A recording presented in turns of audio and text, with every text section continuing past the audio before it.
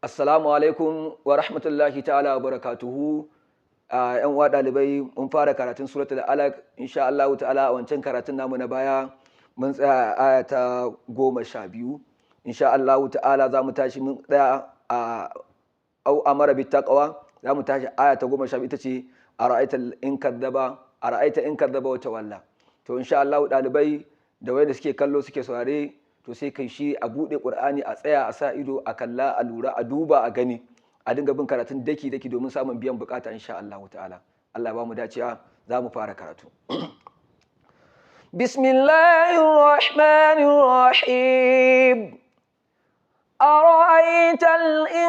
أرأيت إن كذب وتولى ألم يعلم بأن الله يرى كلا لئن لم ينته لنسفعا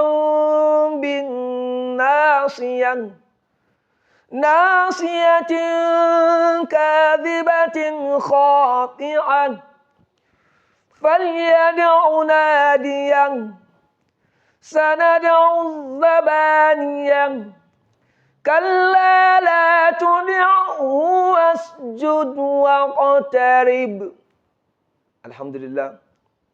Alhamdulillah Allah ya ƙara annabi daraja, Allah ya taimaka mana, Allah ya mana sutura da'ima, Allah kuma ya saka wa kowa da alkhairi.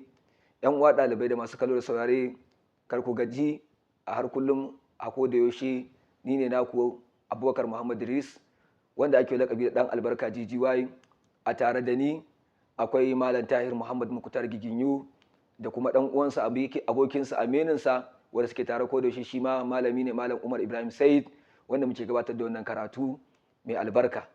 Abin da muke fata ƴan uwa ku ta mu da addu'a, Allah ba mu taimako ya kuma dafa mana, kada kuma Allah subhanahu wa ta'ala ya kawo wani yanayi da zai samu gaji da wannan hidima da muke yi wa al'umma. Allah ya taimaka mana gabaki ɗayan mu. Kuma ƴan uwa ɗalibai da masu kallo saurare kamar yadda kuke gani ba za mu manta da ku ba.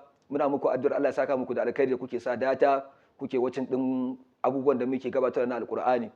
To ƴan uwa muna fatan Allah ya haɗa mu aladan gabaki ɗaya. Abinda muka yi daidai Allah ba mu lada, wanda muka yi kuskure Allah ya yafi mana bayin kanmu bane. Allah ka gafarta mana, Allah ya ji kan magabata, Allah ya zo mana da ƙasa lafiya, Allah ka yaye mana dukan wannan masifa da wannan hali da muke ciki albarkacin Annabi Muhammadu sallallahu alaihi wasallam. Allah ya saka kowa da alkhairi. Wassalamu alaikum wa rahmatullahi ta'ala barakatuh.